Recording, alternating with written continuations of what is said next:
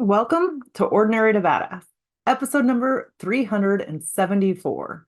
In this episode, you're going to hear from Stephanie McCullough. And Stephanie is a financial planner and she does judgment-free financial planning for women. This episode is so good and so refreshing. It didn't just feel like your boring financial advice or like the same thing you hear over and over. I really liked the nuggets that Stephanie had to offer. So today we're going to talk about the power of asking questions about your finances and how Stephanie, she asked a question and it changed the trajectory of her career. It was so powerful. And then we're also, of course, going to talk about how to take back retirement. So good. And you're going to hear about serial retirement, which I love this idea. I've never heard it before, but it was so interesting. Like, yes, I want to be into serial retirement. So listen so you can hear more about what that is if you haven't heard it. If you're like me and hadn't heard it before, it's good. And then third, you're going to hear how to know if a big purchase is coming from abundance or if it's coming from lack. How can you determine that? I'm going to talk with Stephanie about all of that stuff. It is so stinking good. Very juicy, really good, and just refreshing. So if you are fed up with your finances or you want to hit refresh or maybe just a different perspective, if that's what you're looking for, this episode is for you. So before we get to the episode, guess what? The proof of my badassery journal or the proof of my badassery guided journal is coming out hopefully within the week here. And it is so good. It's just in time for summer. Summer is always relaxing, rejuvenating, time to reset.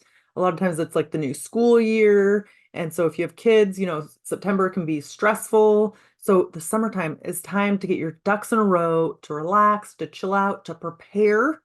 And that's what the Proof of Badassery Journal is for. It's going to help you prepare to prove that you are a badass. You don't need anybody else. You don't have to prove it to me. You don't have to prove it to your neighbor, to your parents, to your siblings. You don't have to prove it to anybody except one person, you.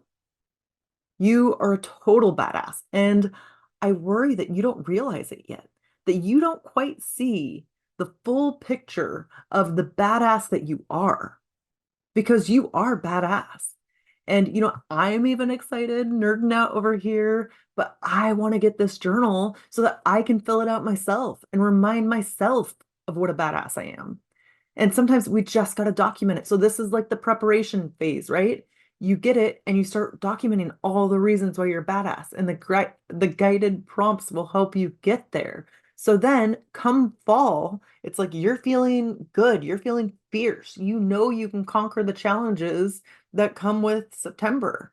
And that's just around the corner. So you're going to go into it feeling prepared, feeling confident. And to me, there's nothing better than confident women. I think that is badass, right? Being confident, having the mindset like, oh, I have been through hard things, so I can get through this. I can do this too. And that journal is gonna help you get there. So if you can't tell, I am so stinking excited about it. So if you want to get a sneak peek, go to ordinarytobadass.com/assessment. And that's actually going to have an assessment to show you how you're a badass at work. And it has similar prompts. If you like the prompts that are in that assessment, then you're gonna love the Proof of My Badassery Journal. And while the Badassery Journal isn't just like niche down to work, it surrounds all areas of your life, but this will help you with work and ask specific questions. And if you like that, then you're for sure going to like the Proof of My Badassery Journal. So ordinarytobadass.com/assessment. Check that out today. Just throw in your email and then you will get the assessment headed your way. Okay, with that, let's get to the episode already.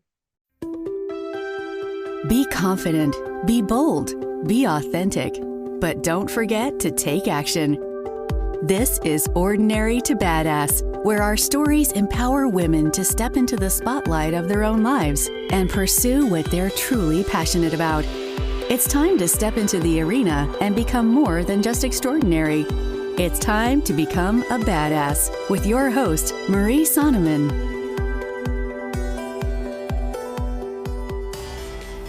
Welcome to Ordinary to Badass. Whether you're ordinary or badass, I am so glad you're here. Today's guest is Stephanie McCullough. Stephanie, thank you so much for being here. Excited to have you on the show. Same. I'm excited for the conversation. So before we go any further, I've got to ask you, do you consider yourself ordinary or badass? I consider myself pretty darn ordinary in a lot of things, but I do acknowledge that I have become badass in my professional life. Nice. So have you always felt like a badass in your professional life? Gosh, no. What changed things for you? Sorry. What changed things for you? Like, was it one specific event? Was it a series of events? Yeah, it was a series of kind of realizations over time. So I changed careers at age 30 to become a financial advisor and join my father in his business, which was great and also, kind of constraining. When meet people and they're like, "Oh, that must be so nice." And I'm thinking, "Oh, you've never worked in a family business, have you?" So, it was great because I probably wasn't going to get fired, but also it was a life sentence. At least I thought so. Right. And my father is a natural born salesperson. He is, super charming and he can sell you anything. And he's got a fancy MBA from a fancy school. And I don't have either of those things. The sales gene skipped me and went to my brother. So at first I was like, well, shoot, I can't do this work. I'm not like him. He was my only role model. Therefore, I can't do this work. And yet I'm stuck here. So happily, we were in a situation where he had a lot of like corporate clients where he helped the companies with their retirement plans. And I could go and do the group meetings and meet with people one-on-one, explain the program to them, help them sign up. I wasn't selling them anything, thank goodness, because the on-ramp to be a financial advisor in a lot of cases is sell stuff, which I would have lasted like 90 seconds. But I remember one day sitting in a room. So we handled the retirement plan at a hospital. And I was sitting in the room with this big, like, badass surgeon, right? Like super famous. And I was terrified he was going to ask me a question I didn't know the answer to. Like, that's how I sat in most of my meetings, especially with the higher ups, like, oh my gosh. And so he asked me a question and I turned around and asked him a clarifying question. And it turned out the thing I thought he wanted to know, it was something totally different. And so just by me asking a different question, I was like, oh, I kind of took back control of the conversation. I helped get to the core of the heart of the issue that he was looking at. I'm like, oh, like I was kind of approaching it all wrong. Really, the whole thing about money is asking the right questions and not feeling like you have to know all the answers. And so that was a turning point I still remember to this day. I love that. I think so many of us can relate to that feeling of going into something and comparing ourselves to everybody around us. And I know Yeah. I did that when I had joined law enforcement years ago. I was around a bunch of men and I Yeah. thought I had to do things the way they had to do them. And it made me feel so insecure and like unsure of myself. So what did you do from that moment where you asked the question? What did you do to start feeling more confident? And then what do you do now when you start to feel doubt? Oh, that's a good question. You know, I kept looking around the industry too, just and kind of going outside of my own little bubble. And I found some different pockets of financial services that had a different approach, very much more of a let's line your money up with your values. And oh, all human beings are actually wired to make financial mistakes. There's a whole body of science behind it. So let's take away the shame. And I'm like, oh, these are my people. Like, this is how I want to approach this. And it really is much more of a human issue. It's not a math and a numbers issue. So, again, that was the gift of being in the family business, I think, that I stuck around long enough to find different ways of doing it and have different role models. Um, so that was a real help. I mean, I certainly still feel doubt, right? We all feel doubt. And interestingly for me, one of my strategies is when I start to feel a little overwhelmed and like, I go back and I do some reading. Like I'll read even notes from a conference I went to 3 years ago or something from a really inspirational speaker. Or, I'll read, there's a few columnists type people or newsletters that I really enjoy. And I feel like they get the worldview that I want to embody.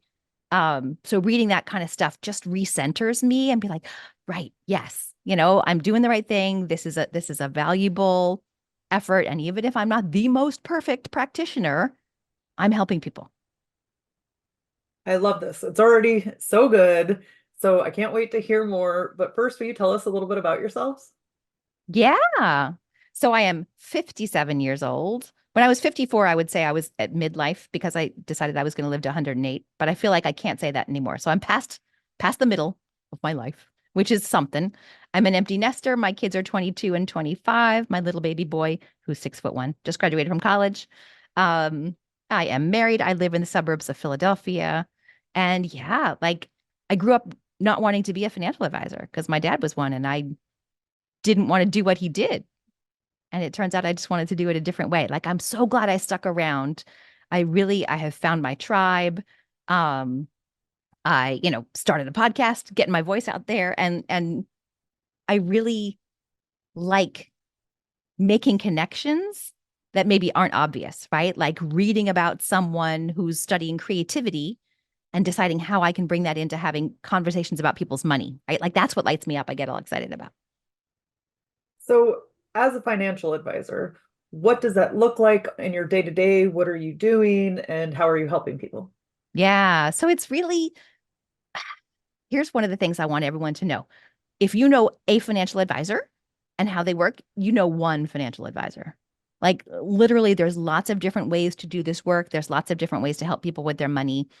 And there's different kind of business models in the profession. So, if your cousin works with someone that you think you'd never want to work with, keep looking around. Like there's a lot of different people. So what I love to do is I start every conversation with a new client by asking, what does money mean to you? And then we go to what makes you happy and tell me about your people, right? Trying to get what their values are, like what really is most important to them. And those are the conversations that I find super fascinating. And sometimes I don't really anymore, but I used to get nervous because I'm going to be like, they're going to think, why on earth is this woman who's supposed to be a financial person asking me these smooshy questions? Nobody questions it. They're dying to talk about this stuff. I mean, to me, money touches all of the most intimate parts of our life, right? Our feelings of security, our relationships, our self-worth, our, careers, what we do in the world. It all touches money. So it's going to be emotional. And we have to acknowledge that. And the industry doesn't do a very good job of acknowledging that. So I love, kind of preparing for those conversations with the clients, having the conversations, and then thinking about, okay, how do we then turn this into some kind of guidelines for how to use their money? So there's a lot of continual learning, which is a great thing. Um, I'm in a advisor group and we're reading a book called Die with Zero, which is a very provocative title, but it's about how to get the most out of your money and your life. And so we had a really, it's like we're doing a book club around it. And we had a really provocative conversation today about, different ways to have these conversations with clients. So it's having the conversations, it's learning about it and getting better at what we do. And then there's always the back end stuff like, oh, so and so needs to pull $10,000 out to pay his property insurance tax or, property tax bill. So sending that out, looking at some investments. Investments is not the core of what we do. We do it. I've got a small team of 5 people. I belong to a couple other professional groups. So, interacting with those folks. And then I'm trying to get better at not sitting at my desk, like going somewhere else, going to a cafe, going to a garden, and like, kind of thinking the deeper thoughts and figuring out how to have that different money conversation and help people, especially women, stop avoiding this stuff. Yes. So we're going to talk about more about money in a second, but you've mentioned a few times like your path, doing it your own way and kind of Mhm. asking your own questions and maybe deviating a little bit from the standard or from what you had seen role modeled to you. What have you learned from doing that? Mm. Um, well, I've learned that some clients don't want that, and that's fine, right? Like I've heard the expression your vibe attracts your tribe. So like putting my own approach out there in the world, then people kind of self-select, you know, who they if they want to work with me or not. And now I'm forgetting the question you asked me. That's terrible. I get talking and I forget. No, no worries. But like, what have you learned from doing your own thing, from going your Yeah. own way or going about it your own way? Yeah. I mean, I think that there are folks for whom it really resonates to have it, to have a different conversation. And then I tend to hang out with other financial advisors who think more like me. So then when people say that I'm different from the majority of, I'm like, oh, really? Because all my friends do it this way. um, I guess that it can be scary and it can be really rewarding. And also you can adjust along the way, right? Try a couple things. If it doesn't get the best reaction, right? You could tweak and you can learn. I think that's one of the things that freezes us sometimes in indecision is we feel like if we make a choice, it's irreversible. And that's usually not the case, right? We can always pivot if need be. Right. Right. Well, it sounds cool too that like you and your dad are so different, but then working together, like I'm sure that has its challenges too. But then it's like somebody could come to your business and, they have both options. Like if one works better for them and they have choice. It's true. Dad retired about 5 years ago, but there's an advisor who's been with us a long time and he took over dad's clients. And he's more the kind of, let's dig into the tax rules and let's geek out on all the investment options. And if people like that better, great. He can be their primary person, but then we also kind of back each other up, which is nice. Yeah. So what is something that people that come to you that they struggle with or one of the biggest struggles they face? Shame. Shame. Women carry so much shame around money. Like literally, they'll say, oh my gosh, I'm bad with money, or I can't believe I've been ignoring it this long, or oh, it's terrible that I only have this much in my retirement account. Whatever the number is, right? There's still shame around it. I can't believe I overspent on that thing, or I made a bad investment 10 years ago. And literally, I've had women say to me, I must be the worst person you've ever met. I'm like, you're not. And you're also not the only person to say those words. I think one of the biggest problems is that we're not supposed to talk about money, right? We've kind of been brought up that it's impolite. And that's terrible because um then we don't realize that so many of us are feeling the same way. That, really we're not alone in this struggle. So I want to break down those barriers and, break the taboo and make it okay to talk about this stuff. So what's one tip or piece of advice that you give them around that? Yeah. I mean, it's not like you should go out and show, your bank account balance to everybody. But I like the idea of finding one person in your life. Could be anybody, could be a professional person, could be your romantic partner, might not be, right? Could be just a friend. Not just a friend, could be a friend. With whom you can feel like you can be open about your hangups, about your worries, about your goals. And that person can kind of try to, maybe you can hold each other accountable to things and if you want to learn more about it together, but also just be like, oh, I'm really tempted by this, trip to Aruba. Wait, didn't you say your biggest priority was saving for, your kids' college education? Right, thank you. Like something like that, someone you can talk to, because if not, you're just spinning around in your own head and it's really hard to make progress when you have no outside, sounding board. Yeah, and like sometimes we build things up to be bigger than they are. And if we're not sharing it, we'll hide in the shame. And then once we tell somebody else and they're like, oh yeah, I went through that too. It's like not a big deal. Totally, totally. Yeah. Yeah, I think that's a big thing. I've a couple times done workshops in friends' living rooms where they invite a bunch of friends and we just kind of like, I don't lecture, I just put a bunch of things out, like topics, and then the women jump in. And then at the end of every single session, they're like, oh my gosh, I had no idea that everyone else felt like a mess, like that they don't have it all together. Right, right.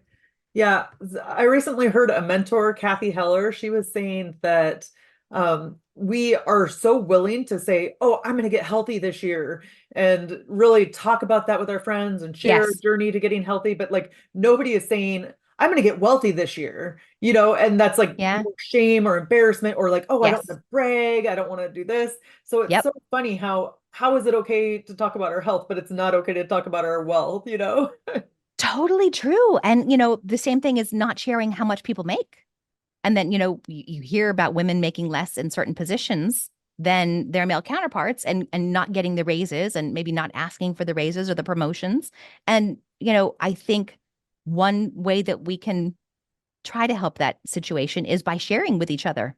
Like, oh, I'm making this. And when I came in, I asked for that and I asked for a bonus and I got it. Or, that kind of a thing that just helps everybody.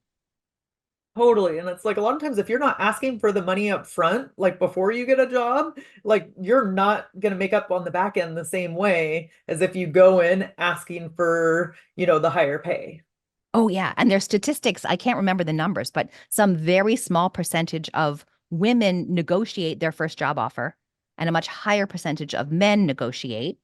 And often when you negotiate, I mean, they might say no, but chances are they're not going to rescind the offer. I have heard of a couple stories where they did. But there's some statistic like the lifetime cost of not doing that is like $250,000. It's Yeah, crazy. mind blowing. Yeah. And I want to reemphasize like, it's not selfish to want to be financially secure, to want to make sure that you have enough to be safe and secure today, to enjoy your life today and in the future. There's all kinds of research around how women treat money and how men treat money. And I'm not bashing anyone, but I believe the world will be a better place when more women control more wealth. Yes. So it's And not like selfish. women are so giving. And it's Yeah. like, if you want to be giving, fine, make more money. Hmm. Then you can give Totally. more.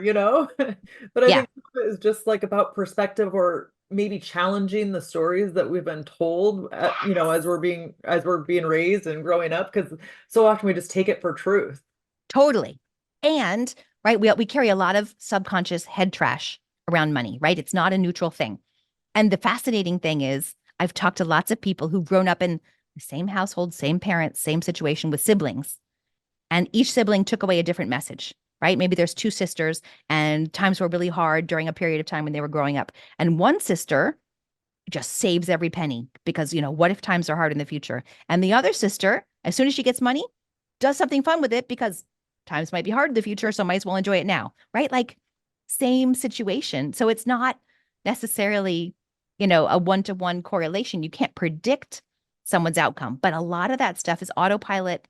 It's, unconscious drivers of our behavior. So if you can shed a little light on that stuff, you can decide, like you were saying, right? Like, do I want to go on that old story or do I want to maybe rethink it? So for the women that have a money story that they don't love or they feel shame, guilt around money, how can they start to change that narrative? Yeah, I mean, so some people have said that working with me could feel like therapy, but I'm very clear to say I'm not a therapist, and there's a whole field called financial therapy. There are people called financial therapists. So on one extreme, it can be really useful to talk to a professional who is trained in this stuff, who, can help you kind of rewire those stories. That's not for everybody. Honestly, I think finding that money buddy and talking things out and just making the connection between, oh, right, that time that my father gave me the tuition check and I lost it. And I had to ask for a replacement one. Yes, that was me. Like that scarred me in certain ways. And I didn't make the connection until I talk it through. And then I'm a big fan of a journal, right? If there's no one you feel like you could talk this stuff through with, grab a journal, write it out. There are some books that are really helpful. There's one written by a financial therapist called, her name is Barry Tesler, Bari Tesler, and her book is called The Art of Money. And she really dives into a lot of this stuff. And there's a workbook that can go along with it too. So those types of exercises I think are really helpful. So O to Beers, check it out, The Art of Money. And another thing I was going to say is, Stephanie, if I recall, you have a podcast as well, and you can tell us the name in a moment. But I think it's helpful too if you're struggling with stuff and maybe you don't have somebody around you, turn on a podcast. Listen to a mentor, even if it's via YouTube or a podcast that can help like remind you, oh yeah, I shouldn't go out and spend this right now. Or, oh, maybe I am being too hard on myself. Will you share your podcast? Yes, it's called Take Back Retirement. Yes, and spoiler alert, you probably are being too hard on yourself. So you lead right into it. Retirement, I think that's something that gives a lot of people anxiety and they just don't feel like they're prepared and then that paralyzes them. Like they don't do Yeah. anything because you just don't know. How Yeah. can they get ready to take back their retirement? Yeah. So, I mean, one of the reasons we named the podcast that is because we feel like the kind of the traditional definition of retirement is a little outdated, right? Even just the idea that we can save enough during our working years. And like we already said, women tend to make less, and then women often take time out of the workforce to be a caregiver, right? If we retire at 65, which is still the kind of cultural number in our heads about when you should be able to retire, life expectancy is now, mid upper 80s. A lot of people are going to live to be in their, well into their 90s. Can you really save enough during your working years to float yourself for 30 years? That's a big ask. So I think we need to redefine it in terms of what it means. Not really just sitting on the rocking chair knitting or golfing or something for the rest of your life, but maybe it's getting to the point where you're working because you want to, doing something you want to, as opposed to something you feel like you have to. So, yes, putting some money aside, saving so that you have options is important, but also starting to plan for what would I do if I could, right? If I had the financial flexibility to maybe make less or leave the benefits behind or, start my own business or, start a nonprofit. I've heard all kinds of stories. So I feel like that's what we're trying to encourage people to do is really kind of take back self-determination. Yeah, and it sounds like there's even like, what would I do if I could? That Yeah. makes me think like I'm kind of dreaming. Like, what are the possibilities? What is out there? I think there's an option to get excited about it, right? And Yes. kind of like you said, like you can prioritize what it is you want to spend money on, Yep. but it's more about your values and what's important to you. But the dreaming piece sometimes just gets lost. Yeah. Yeah, it does. Years ago, I was working with a client and I was like, we were looking at her retirement account and I said, okay, what's this money for? She said, retirement. Like, what does retirement look like? She went, huh, I never really thought about it. People just always told me to save for retirement. I'm like, all right, well, let's start to talk about it. Like, what would you want that period of time to look like? So I think we can let ourselves think about it. There's also, there's all kinds of different ideas. I've heard of the serial retirement. Serial meaning like a series of them, right? Like people save up and then they take 2 years off and they do some big trip or they do a big, service project maybe. And then they go back and they work again for a period of time, right? Like that's an interesting way to think about it. Don't put off all the fun stuff until you're in your late 60s because some of us won't last that long, As you said, I'm like, I want to be a serial retirer. right? I know. I like that idea. That sounds like fun. So people look at you, they're like, okay, Stephanie, she has it all together. And on the social media world, it's like everything is gumdrops and lollipops, but we don't necessarily see like the behind the scenes and what is going on. Have you ever had any struggles with finances that you're willing to Oh my share? Lord. Absolutely. Absolutely. Oh my gosh.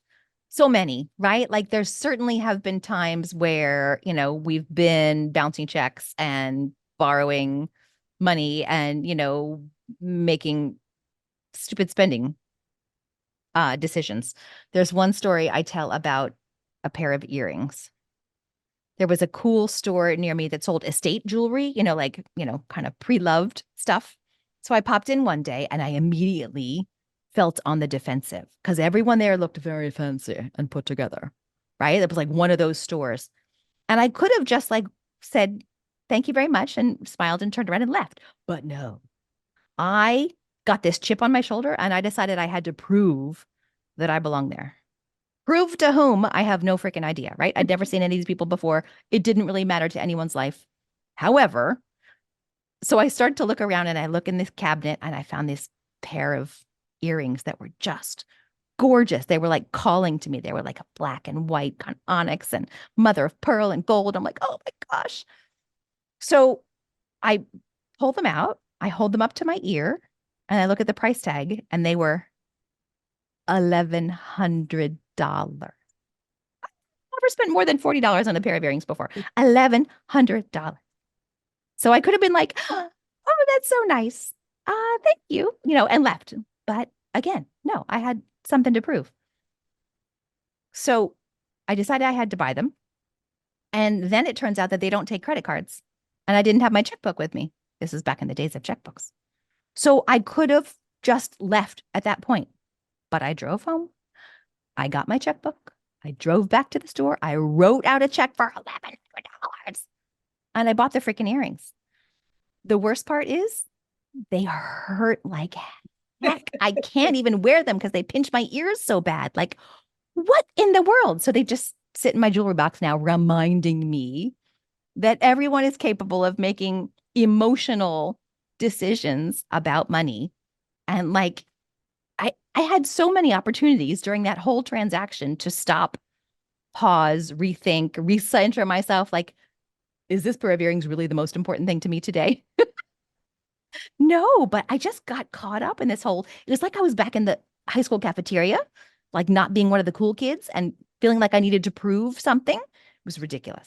So yes, I still have the ridiculously expensive earrings, and I've never told my husband how much I spent on them. But I'm gonna push back a little bit on this one because I think that sometimes it's okay to do something that feels good. And it can change your vibe or your mood, or sometimes it can have the reverse effect and be like, I'm worth it. You Oh, know, I agree. I am worth something good.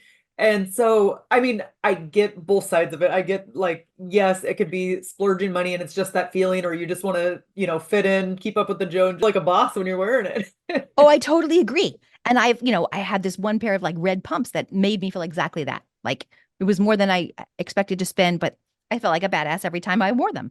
But these earrings was more like from a place of fear and Lack, defensiveness. Like it wasn't a joyful place that I was buying from. I'm right. all for using your money for things that bring you joy, but yeah, it was interesting when I look back on it now.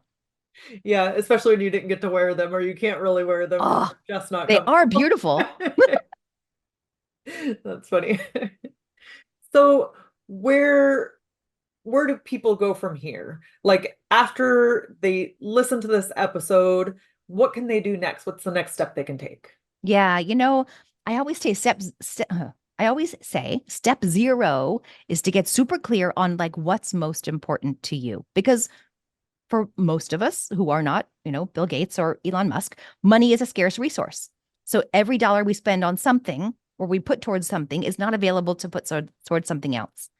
And you're going to feel best when you're putting all your resources, right? Your time, your energy, your love and devotion, your money towards the things that you value most. So kind of doing some of those exercises about what is most important to me and then looking at where your dollars are going now, right? Like I had a friend who got her manicures when she was living in Manhattan. She got her manicures every week, and that was important to her to show up at her workplace feeling like she was put together and, kind of being able to hold her own and look the definition of professional in that office at that time.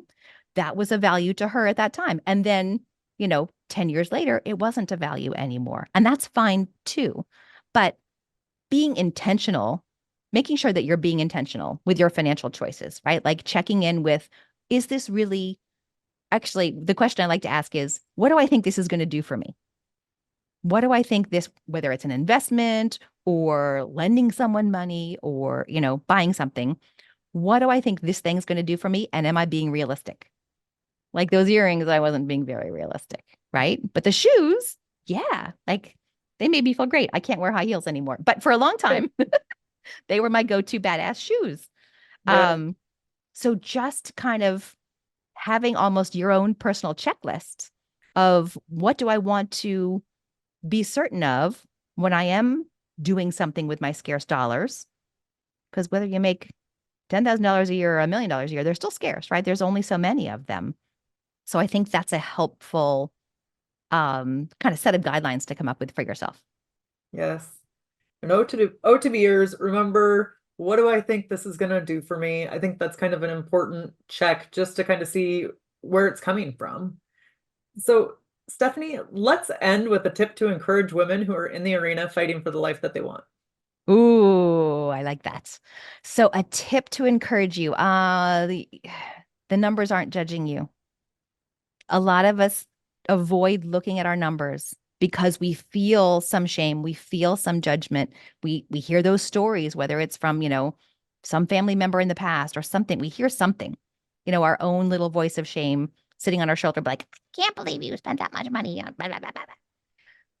But that's all the stuff in our head. That's the stuff between our ears. The numbers are not judging us. So if you can try very gently to set aside that judgment and put on your scientist hat, your investigator hat, and just see what the numbers are telling you. Oh, okay, this much is coming in every month. This month, this much is going out. This is where it's going. Huh. Do I have anything going to future me, right? Whether it's an emergency fund in the savings account or a retirement account at work. I do have some going to future me. Awesome. Oh, I'm spending some money on this stuff. I don't really value that stuff any much. Maybe I'd rather go out with my friends once a month, and have a real fun time. Like those kind of things. The numbers are just data. Like take them for what they are. Try to set aside that self-judgy voice. Yes, and I love that. Do you have anything going for future me? Because it's like future you, I don't care who you are, future you is always more badass than, current you. And so like it's so much possibility. And of course you want to set up the future you for success. Yeah, there's lots of different ways to do it. Maybe it's investing in a course or something that's going to help you get to that badass self. Stephanie, how can we connect with you? So my website is Sophia Financial, SOFIA Financial.com. I'm Sophia Financial on YouTube and the various social medias. And the podcast is Take Back Retirement. Thank you so much. You've been a total badass and I've enjoyed having you on the show. Thanks for having me, Marie. And with that, we'll end our show. To all the badass women staying in the arena, wherever you are, whatever you're doing, own it and get after it. Okay, wasn't that episode with Stephanie fire? I really enjoyed her fresh perspective. Now, here are 4 takeaways from the episode. One is when Stephanie said, I believe the world would be a better place when more women control more wealth. Value drama. I keep saying value drama. I did a Instagram live and said value drum, value bomb, value drop, value drum. New word. There you go. Or new phrase. Okay, we're going to move on. Number 2, it's not selfish to want to be financially secure. So before purchasing something new, ask yourself, what do I think this is going to do for me? Another question, number 4, to ask yourself, am I saving anything for the future me? Okay, loved this episode so much. You might even want to go back, re-listen, but then for sure, we're going to have the follow-up episode, why Stephanie McCullough is so badass. And you can also check out Instagram stories, hear little tidbits and takeaways, and hear about the value drum. All right, I'm out. See you soon for the follow-up episode, why Stephanie McCullough is so badass.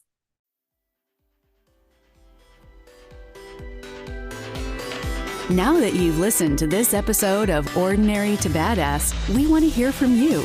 Go to our website, ordinarytobadass.com/podcast, and submit your own experience on how you took your life from ordinary to badass and get the chance to be on a future spotlight episode of the show. That's ordinarytobadass.com/podcast. While you're waiting for the next episode of the show, wipe off the sweat, dust off the dirt, and get back in the arena.